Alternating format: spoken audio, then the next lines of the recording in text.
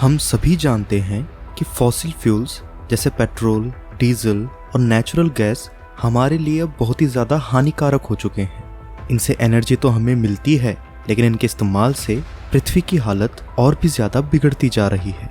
Global warming के चलते पानी का स्तर दिन प्रतिदिन बढ़ता जा रहा है, जो कि कई तरह के नेचुरल डिजास्टर्स लाने के लिए काफ़ी है।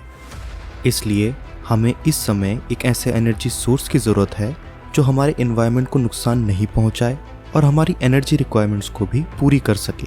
और इसी कारण हाइड्रोजन का उपयोग हमारे लिए सबसे बेहतरीन रास्ता है। लेकिन क्या है हाइड्रोजन और कैसे ये हमारे लिए बेहतर है, चलिए इसी बारे में आज हम बात करेंगे। हाइड्रोजन एक बहुत ही ज़्यादा साफ एनर्जी सोर्स है। इसके इस्तेमाल से हमें ना केवल पॉल्यूशन कम करने में मदद मिलती है, बल्कि इसका इस्तेमाल हमें लगभग 0 कार्बन एमिशन देता है।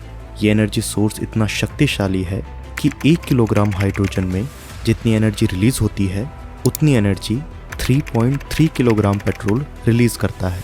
इसलिए इसका उपयोग हमारे लिए बहुत फ़ायदेमंद है। हाइड्रोजन का उपयोग हमारे लिए काफ़ी वर्सेटाइल है। इसका यूज़ हम लोग कई जगह पर ऑलरेडी कर चुके हैं, जैसे कि नासा के स्पेसक्राफ्ट्स में इसे एज अ फ्यूल यूज़ किया जाता है। लेकिन अभी के ज़माने में इसका उपयोग और भी ज़्यादा जगहों पर हो रहा है। फॉर एग्ज़ाम्पल, जापान में कई गाड़ियों में हाइड्रोजन फ्यूल सेल्स का उपयोग किया जा रहा है। इसके अलावा हाइड्रोजन फ्यूल सेल्स के उपयोग से आजकल कई सारी बसेस, ट्रक्स एंड बोट्स भी चल रही हैं। इससे पता चलता है कि हाइड्रोजन का उपयोग हमारे लिए बहुत ही ज़्यादा वर्सेटाइल है। लेकिन क्या आपको पता है कि हाइड्रोजन एनर्जी सोर्स का उपयोग सिर्फ व्हीकल्स के लिए ही नहीं है। हाइड्रोजन का उपयोग हमारे घरों के लिए भी हो सकता है। जी हाँ, आपने सही सुना। हाइड्रोजन फ्यूल सेल्स के इस्तेमाल से हम घर में भी इलेक्ट्रिसिटी जनरेट कर सकते हैं। इससे हमें ना केवल इलेक्ट्रिसिटी बिल कम करने में मदद मिलेगी, बल्कि एक बहुत ही साफ और ग्रीन सोर्स ऑफ इलेक्ट्रिसिटी है। लेकिन अब सवाल ये उठता है कि अगर हाइड्रोजन इतना ही फायदेमंद है, तो फिर इसका उपयोग इतना कम क्यों है? इसके पीछे आखिर क्या कारण है? सबसे मुख्य कारण है कि हाइड्रोजन को प्रोड्यूस करने के लिए बहुत सारे रिसोर्सेज की ज़रूरत होती है।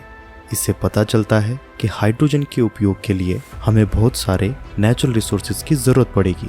लेकिन अगर हम सही तरीके से हाइड्रोजन को प्रोड्यूस कर सकें, तो इससे हमें बहुत सारी प्रॉब्लम्स का समाधान मिल सकता है। लेकिन अब सवाल ये आता है कि हाइड्रोजन को प्रोड्यूस आखिर कैसे किया जाता है? ये एक बहुत ही बड़ा सवाल है। लेकिन इसका उत्पाद करने के लिए कुछ खास तरीकों का इस्तेमाल किया जा सकता है, जैसे कि स्टीम मीथेन रिफॉर्मिंग, इलेक्ट्रोलिसिस और बायोमास गैसिफिकेशन। इनमें से सबसे ज़्यादा कॉमन तरीका है स्टीम मीथेन रिफॉर्मिंग। इसमें नेचुरल गैस का उपयोग किया जाता है, जिसमें हाइड्रोजन का उत्पाद होता है। लेकिन ये तरीका थोड़ा सा पॉल्यूटिंग है और इसमें कार्बन एमिशन होती है। इसके अलावा इलेक्ट्रोलिसिस का भी उपयोग हाइड्रोजन के उत्पाद में किया जा सकता है। इसमें वाटर के इस्तेमाल से हाइड्रोजन का उत्पाद किया जाता है और इसमें हाइड्रोजन एंड ऑक्सीजन को अलग अलग कर दिया जाता है।